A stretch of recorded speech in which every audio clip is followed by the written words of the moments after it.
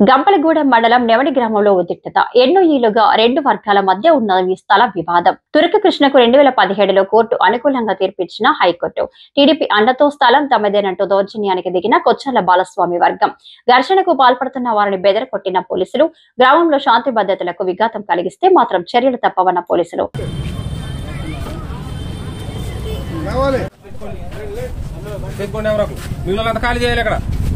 గొడవ పడితే నేను ఊరుకోను, ఖాళీ చేయాలండి. పదే పదే చెప్పడం జరుగుతుంది, ఖాళీ చేయాలంటే ఖాళీ చేయాలంటే ఖాళీ చేయాలి. ఎవరా పాకల్లో ఎవరు లేకాలండి, ఖాళీ చేయాలా? పాకలు ఎవరండి? ఇప్పుడే మాట్లాడిపించి ఎంఆర్ఓ గారితో నేను చెప్తున్నా విషయాన్ని. అది తప్ప ఇట్లాగా ల్యాండ్ ఆర్డర్ విఘాతం కలిగితే నేను ఒప్పుకోనండి.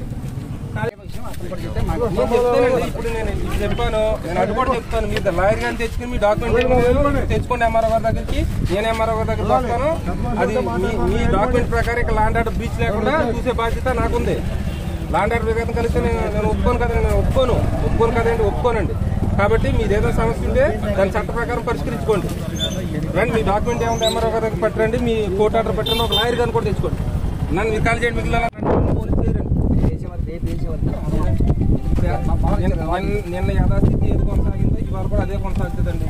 దానికి సంబంధించి తర్వాత ఏంటనేది మీరు సివిల్ ప్రకారంగా కోర్టులో తెచ్చుకుంటే కోర్టులో, లేదా ఎంఆర్ఓ గారి దగ్గర తీసుకుంటే ఎంఆర్ఓ గారి దగ్గర తీసుకోండి. అంతే తప్ప ల్యాండ్ ఆర్డర్ విఘాతం కలిగించడానికి గొడవలు పడేట్లాగా జనాలు పోగొట్టడం అవి ఒప్పుకోమండి. పోలీసు 100% ఒప్పుకో. నేను క్లియర్గా చెప్తాను. ఇప్పుడు ఈ సమస్య పరిష్కరించుకోవడానికి అనేక మార్గాలు ఉన్నాయి. మీరు కోర్టులో తెలుసుకోవచ్చు, పెద్ద మనుషుల్లో తెలుసుకోవచ్చు, ఎంఆర్ఓ గారి దగ్గర మీకున్న డాక్యుమెంట్ ప్రొడ్యూస్ చేసి మీ డాక్యుమెంట్ సర్వే చేసి ఇమ్మని అడగొచ్చు. ప్రొసీజర్లు అన్ని వదిలేసేట్లాగా ల్యాండ్ ఆర్డర్ ఆర్డర్ ఫాలో అవ్వండి. అయితే ఆర్డర్ ఉంటుంది కదా, మీరు లాయర్ గారిని తెచ్చుకోండి. ఇప్పుడు లా నాలెడ్జ్ కామన్ పీపుల్ గా మీకు నాకు ఉండకపోవచ్చు. మీ లాయర్ గారు ఆ లాయర్ గారు ఎదురు బదులు పెట్టి ఆ కోర్ట్ ఆఫ్ లాలో ఇచ్చిన జడ్జిమెంట్ ఏముందో ఇద్దరినే ఒక వ్యక్తపరిచి దాన్ని ఒక సొల్యూషన్ తీసి తెచ్చుకోండి. దాన్ని ఎంఆర్ఓ